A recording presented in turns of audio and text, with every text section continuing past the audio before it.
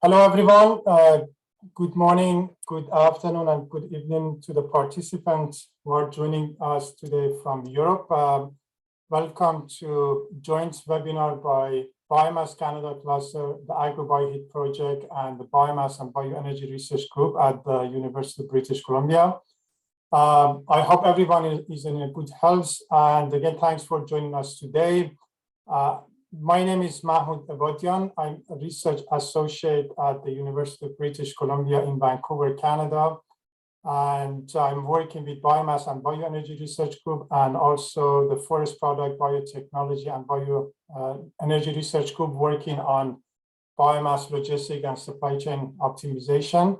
I'll be moderating today's session with my colleague, Manolis Krampinis, who is the chairperson of Bioenergy Europe and the project coordinator for the AgroBioHeat project in the European Union. And he's going to actually briefly introduce the project in a few minutes. So for this webinar, we have a different format. If you have attended the previous webinar, we had presentation and we usually have only a few minutes of panel discussion. But we decided to only have panel discussion today, so we don't have any presentation from the panel members. And that's why we hope we have more interaction with the participants and more time for questions, feedback, comments that you have on the topic. As you see, it's on enabling factors to successfully develop and deploy a bioenergy project in rural communities. And I just want to highlight that it's not like we are going to only focus on the enabling factors, but as panel members, they told me that they are going to talk about not to do to make sure that your project is going to work in the long term. So that's going to be the type of topic we are going to have today. And we are very pleased to have international panel members from UK and Northern Ireland, also US. Unfortunately, I haven't heard from Oli Harrison yet. I'm assuming he has difficulty to connect with the webinar. So I'm, again, finger crossed that actually he can attend us anytime soon during the webinar. But I just want to introduce the panel members, and then we are going to continue with the type of question or discussion we are going to have for the rest of the webinar. Oli Harrison, he's joining us from England. He's a cereal farmer and biomass producer. He has multiple farm enterprises ranging from crop production and stores to stables. And on his farm, he's currently using a 1 megawatt biomass boiler to heat the farm and dry all the grain and wood fuel. The second panel member is joining us from Vermont, USA, Adam Sherman. He's a senior consultant with BEIC. He has 18 years of experience in renewable thermal energy sector with a focus on advanced wood heating. His work focused on wood energy program design and delivery for various state and federal government agencies and technical consulting services for assessing wood fuels and energy project feasibility. He serves on the boards of the Biomass Thermal Energy Council and the Alliance for Green Heat, and also he serves on the editorial board of Biomass magazine in the US. Last and certainly not least is Dr. John Gilliland. Currently, he's the Director of Global Agriculture and Sustainability at Devonish. That's a livestock nutrition company. And also he's an appointed Professor of Practice in Agriculture and Sustainability by Queen's University, Belfast in Northern Ireland. In the last 7 years, John has been project leaders of the Devonish lands at Doe in Ireland, a ruminant and landscape research farm. In 2020, John bid and secure a farmer-led innovation grant support to accelerate 7 Northern Irish livestock farmers to net zero in a project called ARC0. This project was selected as an exemplar and was recently showcased at COP26. So I'm sure he's going to talk about that project and how the net zero approach, bioenergy is actually part of that, the net zero approach. And I'm glad actually we have Oli here. So thanks for joining us, Oli. So the reason we decided, so Manolis and I, we discussed that why we need to have such a webinar, because we believe that we have seen progress many in forest communities using biomass, but in farm communities, we still have a significant untapped opportunity to produce and use bioenergy from agricultural biomass. And that's why we decided to have this webinar. And as you know, that farmers, I'm sure Oli is going to talk about that, they use heat energy for different applications, for grain drying, for space heating, for machinery shops, for animal production and horticulture. And the main source of energy at the moment is mainly fossil fuel. So they are using, again, depends on the location, they are using sometimes propane, sometimes natural gas, diesel, and also coal for each generation. And also we have seen an increase in the price of energy for different reasons. One of the factors impacting the price of energy is COVID pandemic. We have seen the rise in inflation and also geopolitical tension, as you know, and also the demand for energy again is growing. And another factor is that governments are putting policy in place that makes fossil fuels more expensive. And if I want to give you an example, in Canada, since 2019, we have federal carbon pricing, and this pricing has impacted the price of propane, natural gas, coal, and even diesel for farmers. So we have seen from 50% to almost actually double the price of energy for farmers. So that's why they are trying to figure out how to actually use other alternatives rather than fossil fuels. And as I mentioned before, we are not really using that much of agricultural biomass for bioenergy production and use. We have seen that in Canada, in US, I'm sure Adam is going to talk about that, and also Manolis is going to talk about the initiative they are leading to promote the use of agricultural biomass in farm communities. So I guess that's, again, the main message is that we see a really significant opportunity to promote the production and use of bioenergy, particularly from agricultural biomass. Again, we are very glad to have Oli. He's going to talk about his project in England. Just quickly introduce the two organizations. Biomass Canada Cluster was established in 2018 and led by the Biofuel Net Canada network. That's a network of industry, governments, universities, and also NGO. They are working together to promote the production and use of bioenergy and biofuels. And this cluster has been funded and supported from Agriculture and Agri-Food Canada's Agri-Science program. And the main objective of the cluster is to increase the contribution of Canadian agriculture into the growing Canadian bioeconomy, because at the moment we are not really using that much of agricultural biomass for bioenergy, biofuels, and even bioproducts. So that's the focus of this cluster, to promote the use of agricultural biomass. And for this round of cluster, we have 10 projects or activities. And we are looking at producing biomass, how to pre-process biomass and improve the quality. Also, we are looking at the logistics and supply chain, and also the market development. So that's the focus of cluster. And I'm going to hand over the webinar to my colleague Manolis. Again, he's joining us from Europe to talk about his agrobioheat project, and then we start the panel discussion. Manolis, please. Hello from my side as well. My name is Manolis Herabinis. I'm a research associate at Center for Research and Technology in LAS, a board member of Bioenergy Europe, also the working group Agrobiomass within Bioenergy Europe. In this panel discussion, we are, let's say, sponsoring it through the agrobioheat project. It's a project funded by the European Commission under the Horizon 2020 program. And the main focus is the promotion of modern, cost-efficient, low-emission heating technologies using agricultural biomass resources in rural Europe. And when we are talking about agricultural biomass resources, we are talking both about residues, things like straw, for example, or corn cobs and maize stalks, prunings from olive trees, vineyards, and other fruit trees, but also dedicated lignocellulosic energy crops, whether they are of the woody variety, such as poplar and willow, but also of the herbaceous variety, such as miscanthus. The project has been running now for 3 years and a few months. It's supposed to finish by the end of June this year, so we're at the very last stages. We are very active in the work we are doing, both in the technical side as well as the market promotion, policy investigations, and so on. I do encourage you to visit our website and social media for more information. And we are primarily active in 6 European countries. So we're in Spain, France, Croatia, Greece, Romania, and Ukraine, which represent quite varied picture of both the agricultural sector as well as the heat demand.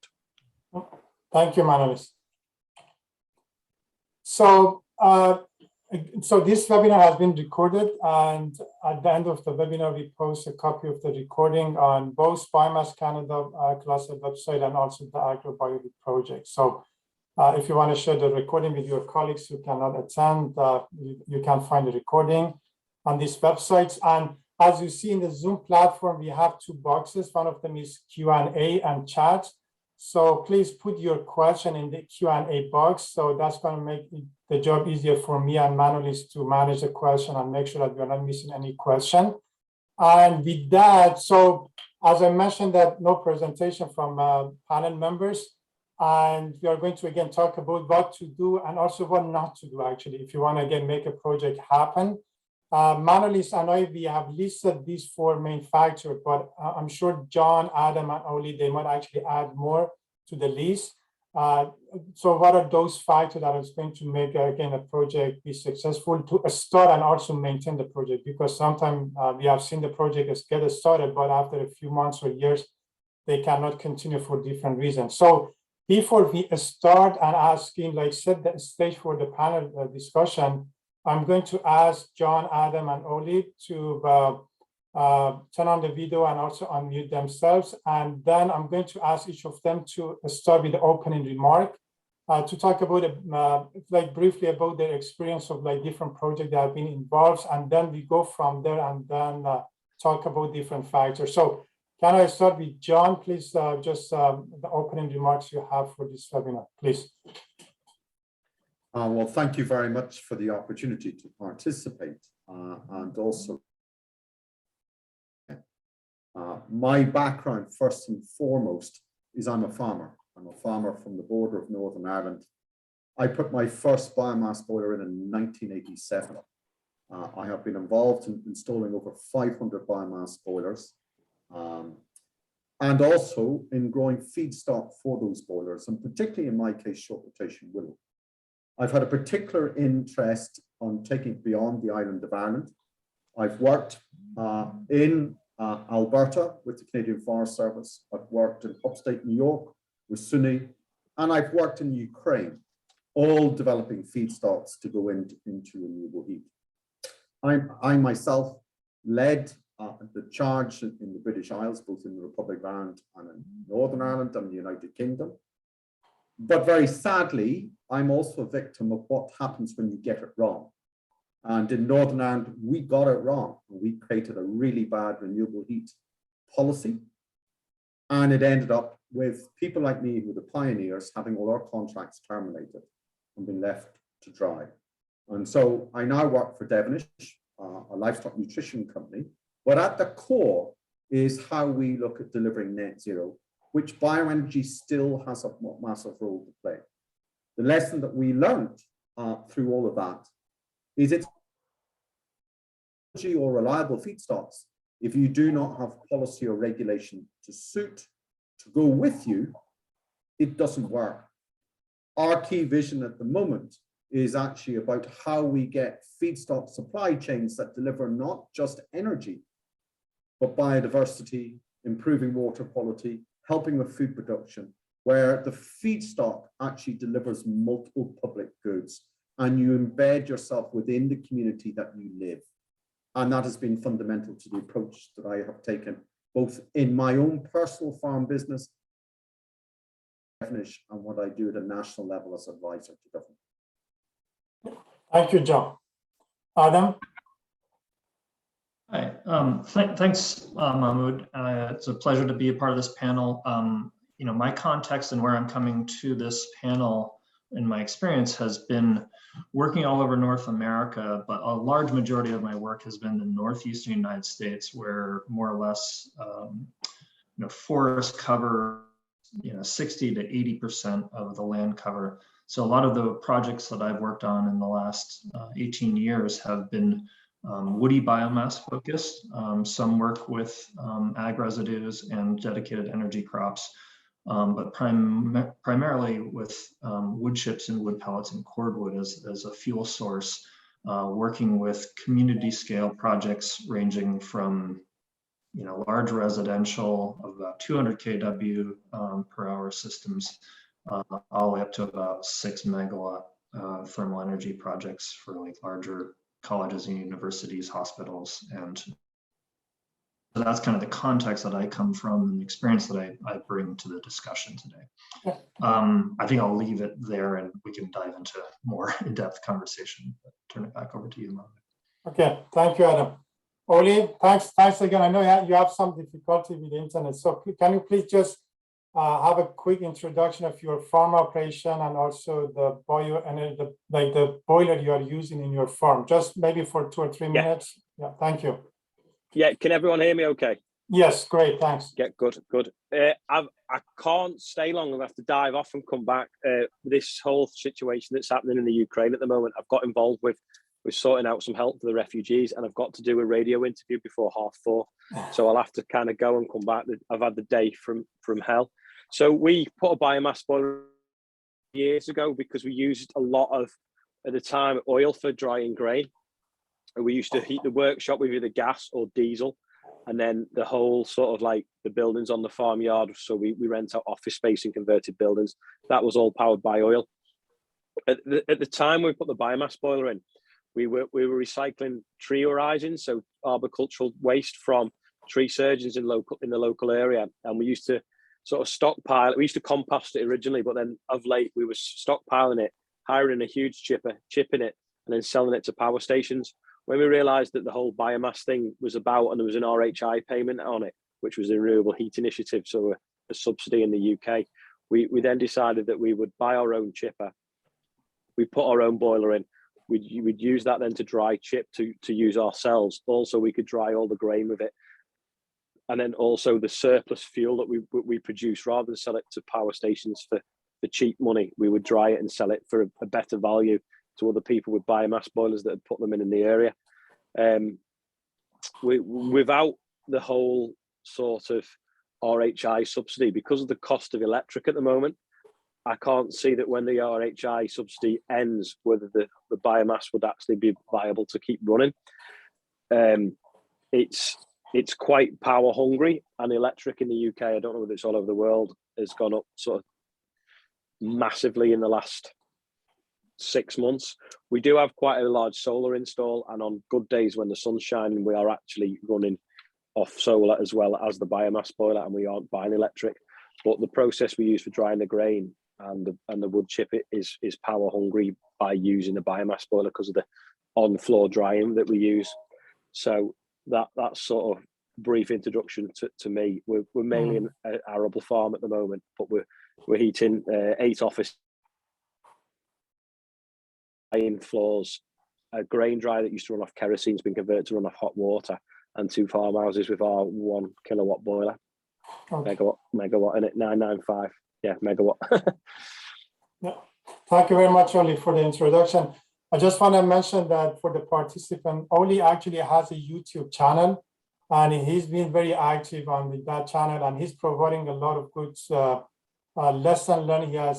He's been actually learning from different projects that he's initiated. So if you are interested, I'm sure you can find his YouTube channels and also follow him. And I'm sure he's going to be open to have some discussion, because in Canada, many farmers, they want to actually try to reduce the carbon emission from different like operation they are having. So that could be another way to actually get connected with Oli.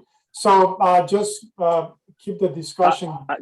Can I just say then, I'll just dive off, then I'll come back in sort of 5 or 10 minutes if that's.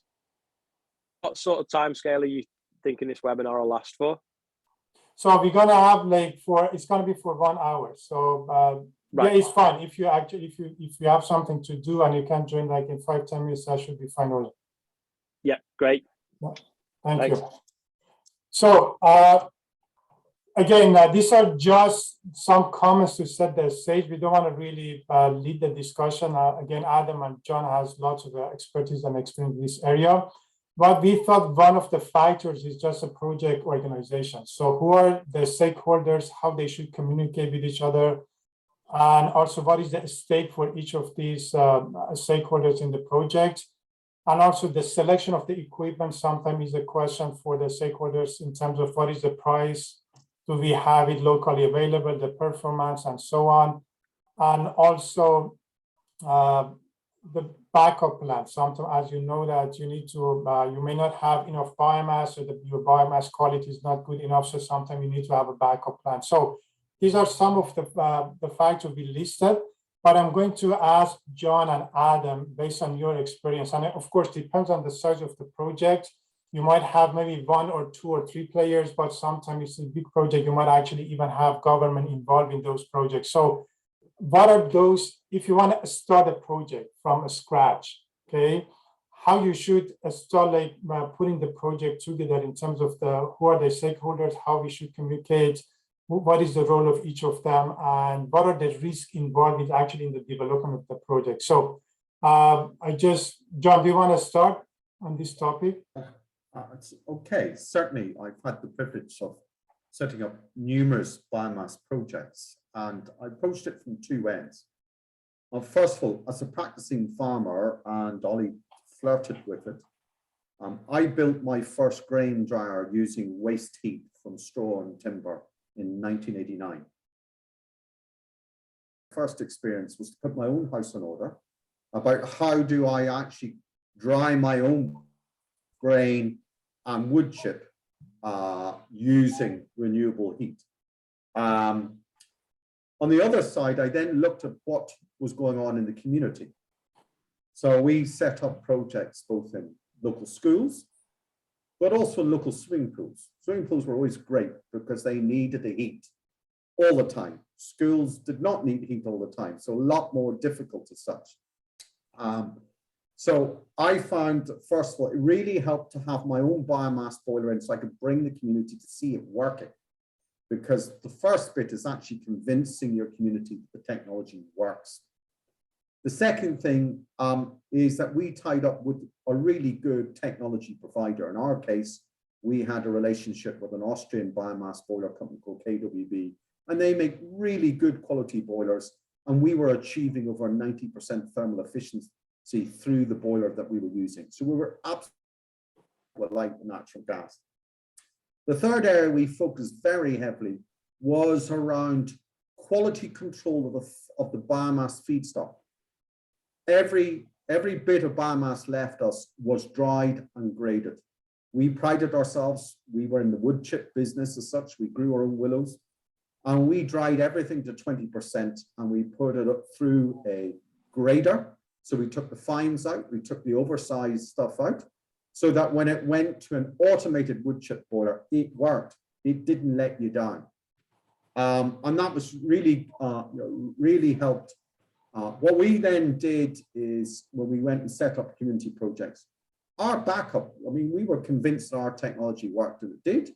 So our backup was another biomass boiler. It wasn't fossil fuels. And our backup on biomass fuel was to make sure every boiler we put in could run on wood pellets as well as run on wood chip. So we were able to do that instead and give 100% reliability by giving a biomass solution, because we were convinced biomass worked. And it did work, and it does work, as long as we have the right policy instrument around that. So we were very quickly, it snowballed, local communities came on board, local swimming pools came on board, even in United Kingdom, the National Trust to look after the big old properties, they came on board. And so we had some really good successes. And as I say, the sad thing that happened to us in Northern Ireland, we made, and we ended up in a mess. and all our contracts were terminated. And most biomass boilers have been taken out in Northern Ireland, which is really sad. So it is really important that as this technology emerges in Canada and other parts of Europe, is that policymakers and regulators go with you on this journey. They learn from the mistakes. We made some big mistakes in Northern Ireland, and you need to learn from them. But they learned from them, and where you do, biomass really succeeds. And particularly when I'm looking in Europe, Ireland is the end of the gas pipeline from the Ukraine and Russia. Do you think we are comfortable at the moment relying on 40% of Europe's gas coming from Russia? No, we're not. We, over the last 2 years, have got very complacent. We're told by government the future is heat, air source heat pumps. What do they need? They need electricity. Well, the one thing I know I can grow is I can grow biomass, I can grow biomass feedstocks, and I think we might now have a more mature conversation about the role of biomass as part of the solution. It's not the only solution out there, but part of the solution. But the key things for us were showing reliability, showing cost effectiveness, and also then showing that you can do the quality control and the whole issue around heat meters, that actually people saw a way that they were measure. And so it has worked very well in regards to cracking the technology issues, cracking the quality control issues, and building that circular economy within the community. Really fundamental. Thank you, John. Adam? Yeah, so in the northeastern United States, we have a 30-year, institutional wood heating marketplace and a market maturation where we have, dozen or hundreds of successful projects of various shapes and forms, but most of the projects are public institutions. So like that project development process is started with a priming of the pump of getting local interest and cultivating local champions who know the facilities, know the players, have the relationships in the communities, and can be someone who has kind of the political capital within the community to take this concept forward, bring the right players to the table, and start the initiation of a conceptual project, and whether it be with a feasibility assessment, various technologies that they could use to get off of oil or propane or natural gas. A big part of the northeastern United States is a lot of the rural communities are not serviced with pipeline natural gas. So like the delivered fossil heating fuels of oil and propane are a lot more expensive. And so the ROI of going to a wood chip or project looks a lot better when you're targeting those delivered fuels. And the other big piece is like, the public institutions were more likely to move forward with projects that had like 10 to 20 year paybacks versus some of the private businesses that had thresholds for simple paybacks of. So a lot of our market development happened in the public sector. And as John mentioned, those early projects that are in fact successful in bringing people to that, taking tours from one community to go see another community's is huge. Experts can get around and talk and tell people, this is the best thing since sliced bread. But if you take them on a bus and drive a half hour down the road, and they get to go kick the tires and then talk to the counterpart, whether it be the head of the maintenance department who's skeptical, and then they speak to the head of the maintenance department who operates a system successfully for the last 5 years, that is worth its weight in gold in terms of building the initial momentum. From there, there's a whole lot more to project development and lessons learned over the years that we could dive into. But I think that's kind of the primer from looking at it from more of a public sector. And then once you have these demonstration projects that have happened in schools and hospitals and colleges and town libraries, then you see this market development into the private sector, where more businesses are following suit, saying like, yeah, this makes sense on a lot of. Mm-hmm. Thank If you, I may Adam. ask a question, Sure. first to John and also from Adam's perspective, and I will single out the equipment selection. John, you mentioned you had a very good collaboration with an Austrian manufacturer, KWP. I was wondering, how did you reach this decision? Did you, let's say, scope the market and found them, or were they also looking into opportunities for an Irish market and there was a happy marriage at the end of the day, or was it an issue of local support from technicians? And another thing, at least in the Southern European countries where finances are sometimes constrained, people will decide to embark on a biomass project, but then start the discounts, as we say, on the technology. So they will go for a simpler solution, which at the end of the day will not work in the same the better manufacturers. So how, did you have those issues as well, and how did you handle them? So in my case, mine was a very personal evolution. I put 87. That was before anyone talked about carbon or climate change. And I did that out of necessity because I inherited one of these huge old Irish damp houses, and I needed to find a way to heat it. And my first experience was, as you described, is I went and bought a huge big straw and timber fired boiler. Very inefficient, very labor intensive, but I ran it for 18 years and it completely transformed our house. But when I wanted to upgrade, I knew I wanted to go up the technology capability. And so I went to Europe, and certainly the Austrians, the Germans have a very good track record in biomass boilers.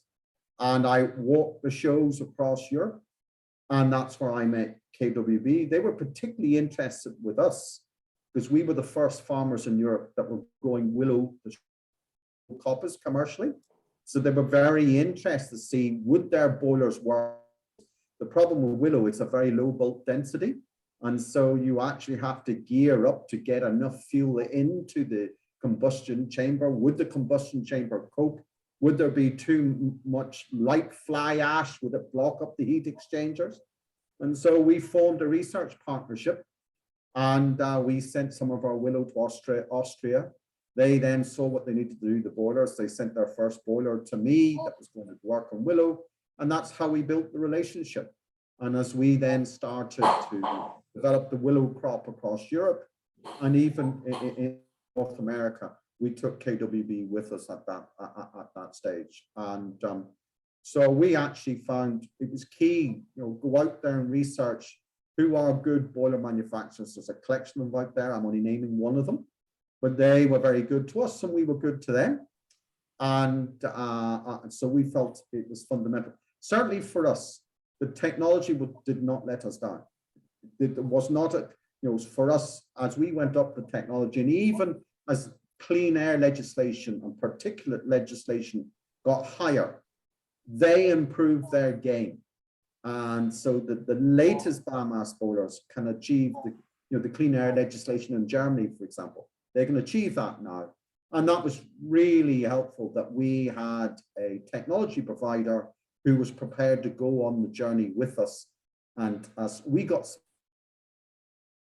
feedstocks, they got more sophisticated on how you got better efficiency in combustion, how you reduced emissions. The sad thing for us is just the lack of recognition of the role that biomass feeds play in a circular economy within the local community. In Austria and Germany, you do it quite well. You do not. I come from an island where we export 80% of the food we produce and we import 90% of the energy we produce, and that's crazy. So we need to see more bioenergy, not less. The main driver now in Ireland is to more anaerobic digestion rather than to solid combustion. There is absolutely a place for anaerobic digestion, I'm not knocking it, but there is also a role for simple, solid feedstocks going to combustion systems, plugged in. It's not complex. Most farmers, a little bit of training quality control and feedstock to make the kit reliable. Thank you, John. So, John, and Adam, you mentioned about the government role. So, at least from a Canadian perspective, one of the challenges we have is the air emission standard. We don't have a national air emission standard for the use of biomass for bioenergy production. And that's why some of the farmers are not willing, because for them it's a hurdle. They have to go through a lot of paperwork to convince the government that the air emission is actually the limit.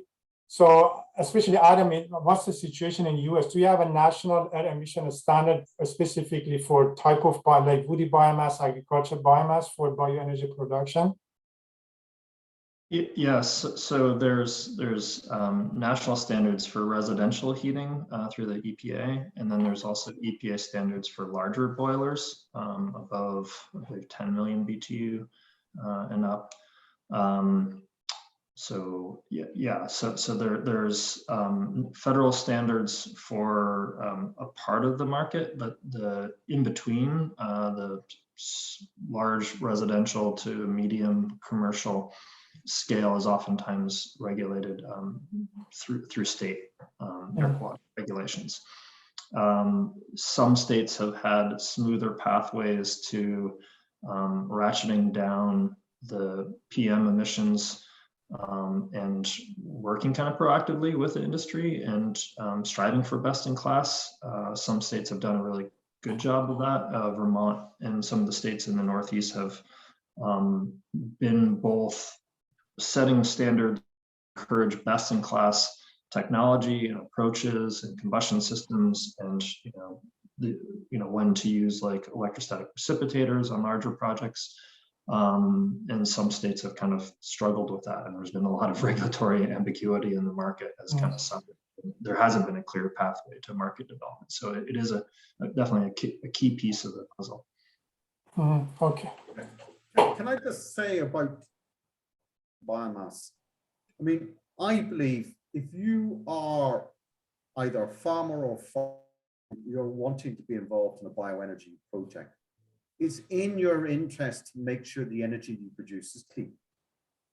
I think it's in nobody's interest for bioenergy to be seen as dirty. Okay, and so it's really in our interest. And so certainly for me, again, part of the key in this journey is your technology provider. Is your technology provider that will meet the latest standards? And that was why we picked a particular Austrian manufacturer, because they had a huge R&D program to make sure that the next generation biomass boilers would achieve the Clean Air Act. And for us, certainly in Europe at that stage, the highest standards were in Germany. And if you could sell a biomass boiler in Germany, you could sell it anywhere. And so we prided ourselves. I do not want, as someone who still uses bioenergy and wood fuel, I don't want to be accused by concerned citizens or my children or my grandchildren that I'm still polluting the environment. And one of the key drivers, I do think, is that we need more, not less, and we actually need to sit down. Actually, you do it for every other sector in your economy. Give us a proper carbon price. And if you give us a proper carbon price, we will deliver you a robust bioenergy industry that will pick it and you'll do its share of the behavior. Thank you, John. Adam, do you want to add something? Yeah, it's just, I mean, this is kind of it ties into a little bit of the conversation, but I think in terms of like market development and getting those first projects and then the snowballing effect of market transformation, that in addition to having good regulations, solid, technology and vendor suppliers, that having third-party independent unbiased sources of income locally that are trusted energy advisors, that are fuel neutral, technology neutral, who can provide good advice and do kind of the first look project feasibility assessments, that is tremendously valuable for, at the individual scale project development, but looking out over the larger landscape, how that adds up to market development, it's really a critical piece, and I just want to make sure that it's part of the conversation, because I do believe it's because there's just a lot of reluctance when someone walks in and I'm like, hey, I'm trying to sell you a system, or I'm an engineer who writes. Turn around and bid on the project if I say it's a green light and you move ahead and do it. The perception of conflict of interest builds a lot of lack of trust, and projects don't move forward if there isn't trust. So I just wanted to throw that in the mix as well. Okay, thanks a lot, Adam. Thanks. I see a couple of questions. Most of them are related to biomass quality and logistics. So I'm going to leave them when we get to the slide about biomass supply chain and logistics. I just want to ask Oli. So Oli, we have been talking about the project development. So, and I'm sure you had the process of selecting the right boiler and also installing the boiler. You have access. I'm not sure if you have access to the local people like the technician to help you. So what's your experience? Now, how did you decide about the boiler technology you selected? Was it because of the access to the technician in your community? Was it mainly about the price efficiency? So what was your experience? So our boiler's a linker boiler. It wasn't about price, because the linker boiler was probably quite expensive to what else there was at the time, but it was its ability to handle sort of different fuels. So we can use oilseed rape straw in it, we could use normal straw in it, we can use what we're using, which is arboricultural horizons, and it was just sort of built right to handle that wide variety. Plus, also the guy that was that installed it for us, Manco Energy, the semi-local, they're an hour and a half drive away, and he's been doing in the biomass business for a long time, so he knew his stuff really, and could advise us best. Okay, thank you. So, Manolis, do you want to add anything, or we should move to the next slide? I think I can proceed to the next slide, maybe. Okay, great. So let me actually, we have a question about, before we start talking about financing. So we have a question from audience. They're asking about the local biomass boiler manufactured in Canada. So I just want to mention that, I don't know if Adam, because you're in North America, you might be also add to this comment. We have a couple of actually boiler suppliers. And at the moment, we are importing most of the boiler from Europe and of course also from the US. And these are actually the suppliers. They work with the manufacturers in Europe and US, and they make sure that it's certified based on the Canadian standard. So Nilufar, I can get back to you on a specific names, so maybe after the webinar. So that's something we can connect after the webinar. And so let's talk about the financing. And that's actually a big piece, especially for the big projects. Like Adam, you mentioned about the schools and hospitals. So we have different, as you know, we have different ways to raise the finance for the project. It could be money from the government. They have different programs. It could be a grant. It could be a cost sharing, or it could be incentives on the use of bioenergy, like feed-in tariffs, and also getting money from the private and debt sector. And I believe a combination of both could be more logical, because that helps to de-risk the project by getting money from the government, but also if you have a private investor, that could help to better monitor the system. So let's start with Adam. What's your experience with financing? What are, again, the challenges, and how we can make sure that the project is financed properly? Yeah, so a lot of the projects that are public sector in the northeastern United States, they're municipalities or entities that have municipal bonding financing, and a large, they're financing up to 100% of the project if they can get some grant and upfront subsidy.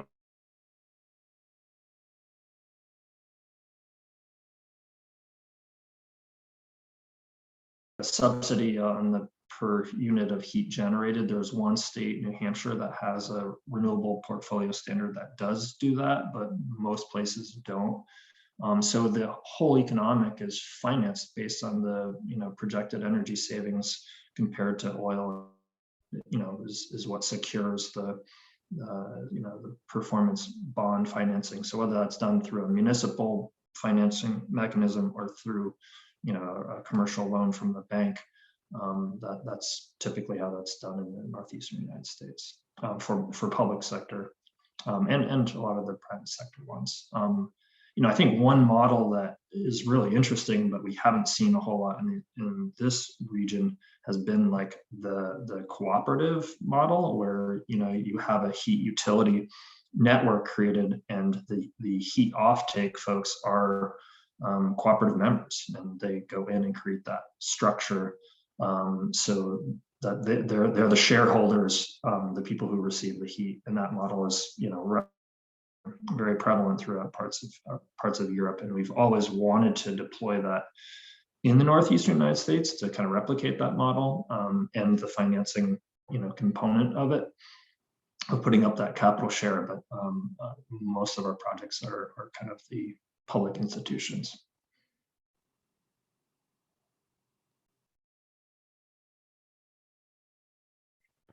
Yeah, I forgot I'm actually muted. So, John, what's your experience with financing? Well, I think first of all, in any project, you need to actually look at the economics in the project. I've had government support and I've had no government. When I first started, there was no support whatsoever. And when there was no, who had a really big base load. So swimming pools, laundries, food processors, all organizations that had big base loads, because the thing about biomass is the feedstock on the whole is competitive, but the kit, the boiler kit, is very expensive. It's normally 4 to 6 times more expensive than the equivalent fossil fuel. So if you can set up a project that actually is doing a base load and then peak lobby with gas or whatever, it's really quite good. I mean, certainly my best project here is a 50-meter swimming pool, and it just needs a steady heat load constantly. And my boiler's working up to 20 hours a day, and surprise, surprise, we get the economics quite well. On the other hand, we created in the United Kingdom a renewable heat incentive, and Ollie has profited from that. I did profit on it, except in Northern Ireland, we didn't go with the United Kingdom when we created one in Northern Ireland. And in our case, we gave a feed-in tariff, except it wasn't capped. And suddenly, people used their biomass boilers, and government found that they were spending a lot more money than they thought, and they pulled the whole scheme. So we had 20-year contracts with government, and government terminated them with so you do need to be careful when you go along this way. And certainly Ollie's very fortunate that in England, he has not had his contract terminated. In Northern Ireland, we had all our contracts terminated. So you do need, I will always caution anyone going on this journey, do try, before you look at public financing and feed-in tariffs, is try and get the right project. Understand that biomass is really good for the base load, but where you have infrequent peak lobbying, go and use natural gas, okay? And if you use that blend, you can really get bioenergy, you can get the cost of it down really quite competitively. So I'm damaged goods in regards, I am somewhat skeptical of promises from governments these days. Thanks, John. Ollie, I'm just curious, how did you finance your biomass boiler project? With a bank loan. So we borrowed the money over 10 years, and the RHI was going to, it's probably paying it off a lot quicker than 10, maybe 5 years. But we actually restructured the loan when we took a mortgage out on buying another farm. So it's kind of been lost now, but originally it was over 10 years. Mm-hmm. Okay. Yeah, the thing is that I lost track of time. Actually, I realized that we have almost 10 minutes. So I guess we have to speed up the discussion a bit. But I can move on to the next one, which actually got most of the question. And of course, always John, Adam, Ollie, you mentioned about the biomass supply and quality, especially from agriculture biomass. We got a couple of questions about the chlorine content, the soil contamination. John, again, I want to start with you because you have been working in this space, especially on the farm communities. And you mentioned the biomass quality. So how did you mentioned we have tried to monitor the quality. So what do you mean by monitoring? Did you upgrade the quality, or you were quite like very restrictive with the suppliers to make sure that they're giving you the right quality? My business was I grew biomass and I turned it into heat. And so I was a provider of heat, but I also grew my own biomass. What I needed to do was crack the reliability. And with feedstock, it doesn't matter whether it's woody feedstock or crop feedstock. There are two key things you need to get right. One is make the feedstock consistent.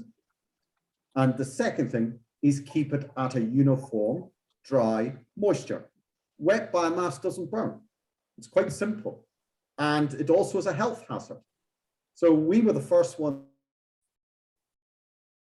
And all biomass that we still sell to this day is sold guaranteed to be under 20% moisture content. And in the case of wood chip, we grade it, and we reduce all the fines, and we take all the heavy stuff out. So reliably. And those are the two real key things. We chose in our business not to grow a crop or woody biomass because I couldn't tackle the chlorine and the silica issues. We couldn't beat them. So what I did is I brought my willow coppice into farmland. So I still produce food, but my willow coppice, which I use in bioenergy, is within the food producing landscape. I get very frustrated. I told you either a food producer or you're a forester. You're not in between. Well, actually, I believe the future of things like silvopasture and agroforestry, where we can produce both food and biomass at the same time. And we have focused on woody species because history has shown they burn really cleanly and you can get really good heat quality. Sadly, certainly for us on our island, miscanthus hasn't worked. Ironically, on my farm, where we higher dry matter yields per hectare of miscanthus than we could with willow, but we really struggled in converting it then into reliable heat when I had both a silica and a chlorine problem. I can do that with biomass and with my willow, and I can also use my willow to clean up dirty water, to inject municipal sludges in it, and I've got a really good, biological remediator fitting within the food producing landscape. Thanks, Sean. So Adam, I know you have been mainly working on woody biomass. How did you manage not only the quality, but also supply security? Because one of the issues is that you might get enough biomass this year, but next year you may not have access to enough biomass. So how did you manage both supply and quality for the projects you have been leading? Yeah, so the regional market has evolved a lot in the last 30 years. I mean, when we first started out, all the paper grade chips coming off a sawmill, and it was a byproduct, and the sawmills were happy to get rid of it. Over time, the supply of that residue went down and the demand went up as more projects came online. So we had to quickly transition in like the end of the 1990s from a kind of byproduct derived fuel to a commodity generated one. And the larger systems are less fussy. You can have more fines and moisture variability and alkali content in your ash. So whether it's bark content or moving to ag residues that have those higher alkali and silica levels.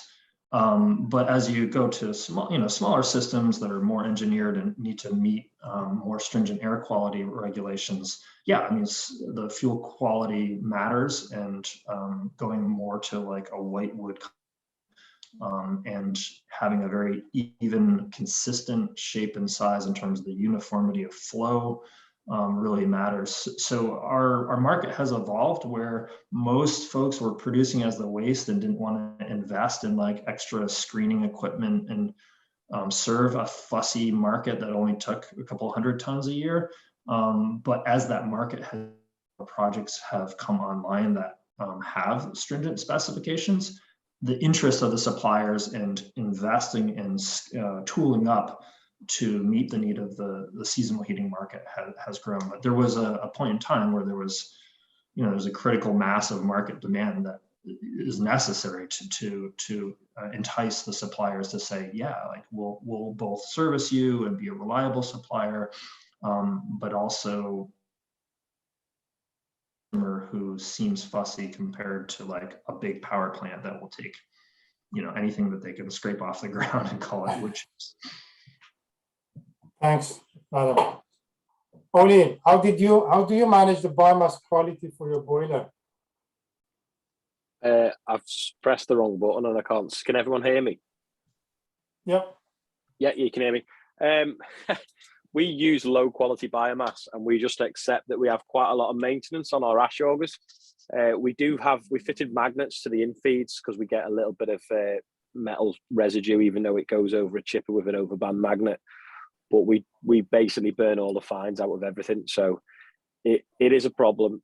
But it's the most cost effective way of doing it. We could have extra plant and screen some of the stuff out of it, but we find that just accept that you've got wear and tear on augers. We've upgraded some to stainless steel to handle it better, and that we just go with it. To be honest, it's all burnable. We just maybe have a slightly higher ash content. Mm-hmm.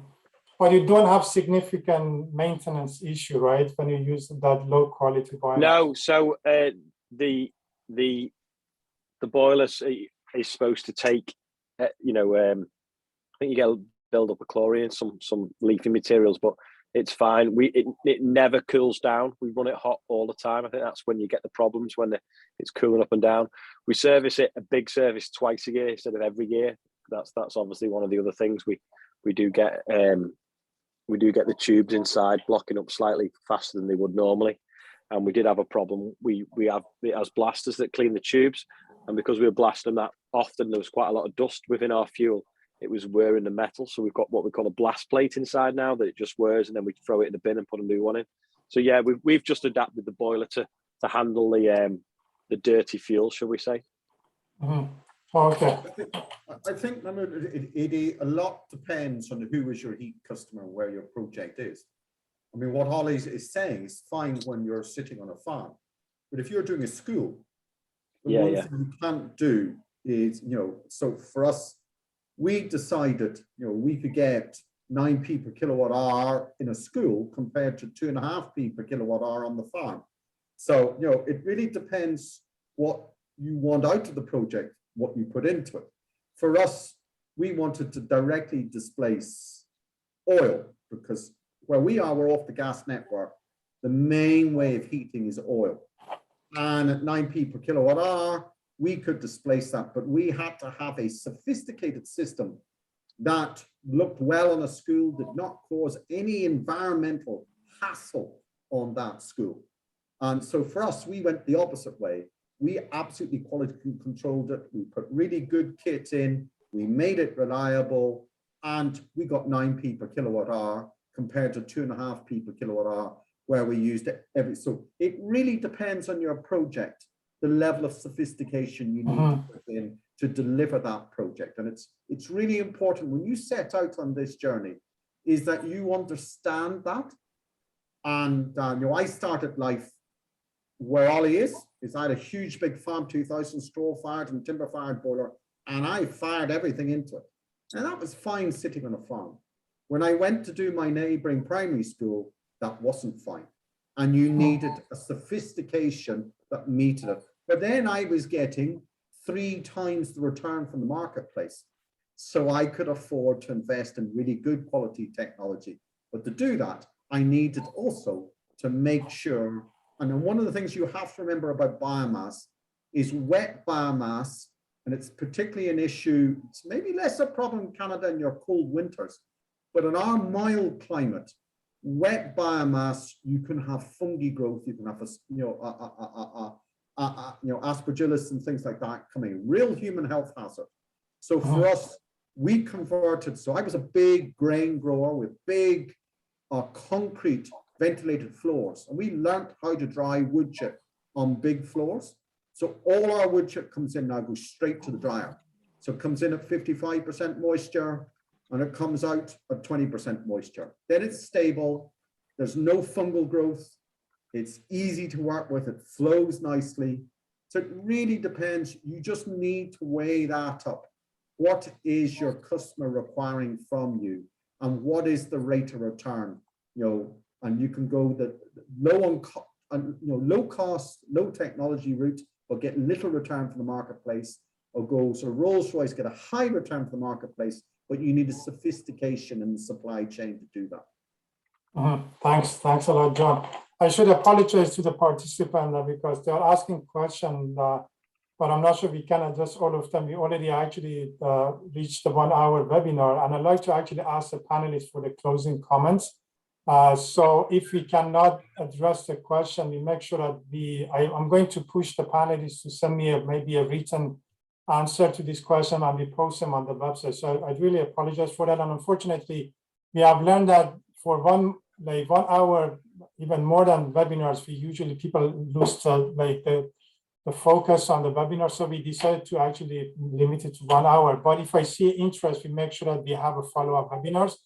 And the last slide we have, and I'm sure we actually cover most of these ones, on the conception from the public to support this type of project. Again, because of the air emission issues, we have seen some of the communities are not really supporting this type of project because they have concern with this, especially with the air emission issues. So we'd like to, John, Adam, and Ollie, if you don't mind, if you stay for another maybe 10 minutes, I would like to discuss this one, and then we'd like to ask you about the closing comments to basically summarize the main message from this webinar. So just talking about the public support, what suggestion and experience you have in terms of to make sure that the bioenergy project is going to actually it's going to move forward when we try to have a project in a specific community. John, do you want to go? Yeah, well, for me, public support depends on 2 things. One is what they're currently paying for energy. And second of all, is their energy provision under threat? So right at the moment in Europe, with war now raging in Europe, suddenly everyone's talking about energy security. And bioenergy absolutely fits within it. In times of energy security and low fossil fuel prices, nobody wants to talk about bioenergy. And it's absolutely fluctuates like this. And for bioenergy to succeed, there needs to be recognition that bioenergy is there through peaks and troughs, and government needs to get it through its troughs, and it stands on its own in peaks. Certainly today, there is a lot of renewed interest in how we use bioenergy, biomass in an energy industry when there's a real risk to the provision of natural gas. So, but 18 months ago, nobody wanted to talk about it. And so we do need to get recognition. And certainly in the UK, what is frustrating me at the moment, when we listen to our Committee on Climate Change, when we listen to our Prime Minister, they're saying the way to provide heat is by decarbonizing electricity and using electricity to run heat pumps. What happens when the power stations switch off? As they have done, we've had 3 storms in the last 8 weeks in the British Isles. My son lives in Aberdeen. He has gone, over the last 6 weeks, he's had 3 major power cuts where his electricity has been off for more than 3 days, and he's got 2 babies, So suddenly they are looking at energy diversity to give you energy security, and bioenergy has to be part of that. Currently, well, up until recently, a lot of public policy just were completely dismissive of bioenergy. And I hope what's going on in Europe will resurrect the need, certainly in Europe. And you are very fortunate in North America at the moment. You don't have a war raging on your continent, but certainly it makes you really question your issue about energy security. And bioenergy absolutely fits within the toolbox of future energy provision. Thanks, John. Well, John, we have the same, well, I shouldn't say issue, but in the province in Canada, I'm living in British Columbia, we have low carbon intensive electricity from hydro.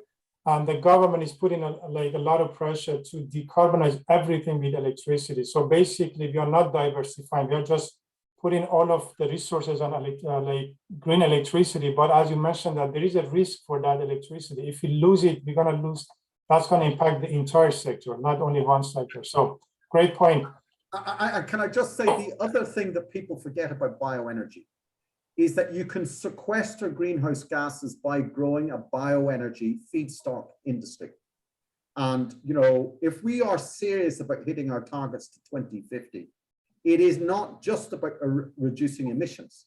It's also about the land-based sector locking up carbon in trees, hedges, and in the soil. And bioenergy is the only tool that can do that. Thanks, John. Adam, what's your experience with the public support for bioenergy projects? Yeah, it's certainly evolving. I think in the past it was all focused on like, is the technology reliable? And you know, the greatest reluctance that people have in a community is about like the reliability and the cost and then air emissions. You know, now that we have established performance of these systems, they can meet all the air quality standards. Right now, the biggest challenge in securing support is, as John said, like there's a lot of push to electrify everything. There's also explaining to a lot of people in a community the seemingly you know, contradictory message of like cut a tree and you know you're emitting that into the atmosphere, and you know logging harvests are fundamentally bad for forests. That in their mind's eye, this is what they're thinking. So we have this extra challenge of educating people that the fundamental principles of sustainable forest management, how you can have your cake and eat it too. You can cut trees and stimulate the growth of a whole forest that sequesters more carbon and directly uses the biogenic carbon versus the geologic carbon. That explanation is challenging. And so in garnering public support for this, we have significant and challenging messaging that is kind of missing in most people's mind's eye of like, they think farms, they're like, oh, I get it, there's a farm, I drive by it. But like, they don't see what's happening in the woods, and it's not intuitive that it is sustainable forest management and that carbon can be used without directly increasing atmospheric levels of CO2 over time, and that it's just biogenic. Okay, thanks. Ollie, how was your experience with the farm community when we decided to put a biomass boiler in place? Yeah, so we obviously, our fuel's completely derived from waste, so tree waste. So the public support, you know, we're just recycling, and they think it's wonderful. And then we're obviously now cutting down on not having to buy fossil fuels to dry grain. There's obviously extra drying because we have to dry the waste product to turn it into something that we can use. But you know, people aren't bothered by that. It's a modern boiler. It's got a modern flow system. You don't even know it's lit really when everything's working okay.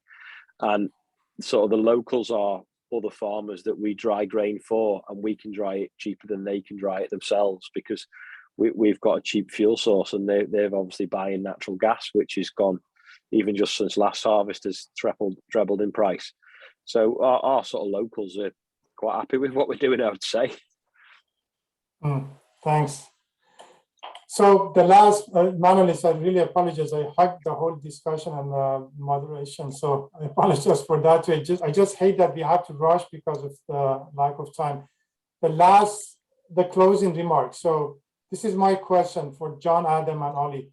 If a farmer or a farm community wants to decide to have a bioenergy project, like doesn't matter how big is the size of the project, what suggestion you have for them to make sure that, again, not to do it, you mentioned not to do, or what to do, what are the factors they have to keep in mind to make sure the project, at least in the long term, has a high chance of success? John, do you want to start with the closing remark? Just 2 or 3 things. First of all, is pick a project in the community that actually has a steady heat need. So the likes of a laundry, the likes of a swimming pool, something like that suits the profile of biomass, okay? That's the first thing. Second of all, make sure you have a good biomass supply chain within that community and invest in it so that it, you should, sustainability is about living within your means, within your region, within your locality's means, and that you actually buy the right technology and you put in the quality control into the fuel. When you're putting a biomass into a public area, you will need to go up the value chain, you will need to use good kit, and you will need to do the quality control. There's nothing worse on Christmas Day being the day that everything goes down. You're persona non gratis. So do the quality control, get that right, and everybody will be a winner. Thanks, John. Adam? Yeah, I guess my guidance would be first, do your due diligence. Get kind of hooked in. They work with a vendor who's like willing to put the time in, and they are only getting one source of information. That may be a really reputable, good supplier, but there are times when projects move forward and there really wasn't enough due diligence looking at a wide range of technology options. So in terms of vendors and equipment selection, that's critical.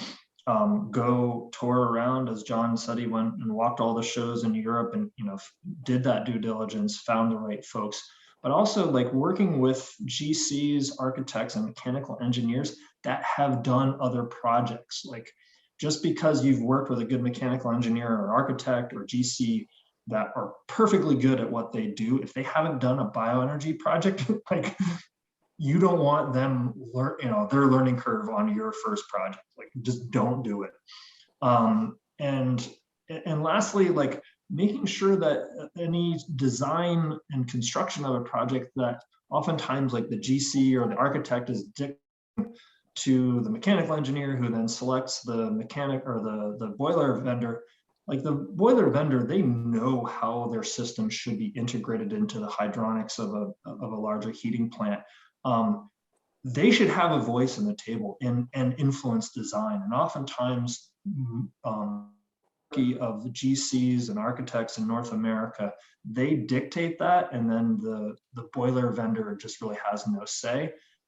That should not happen with projects. It really needs to have their input in the overall design, because these systems, you can have a Ferrari engine, but if you put it in a Yugo, it won't perform. You can have a great combustion technology, but if you can't distribute the heat reliably with the piping and the network, the heat transfer stations, the whole system will say, oh, well, it was the boiler that was at fault, when it was like the controls.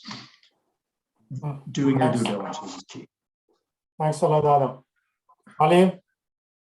Yeah, so I agree with everyone that's just said something. The only things I'd say that you might need to consider is one, make sure you've got a good supply of fuel locally that will always be there.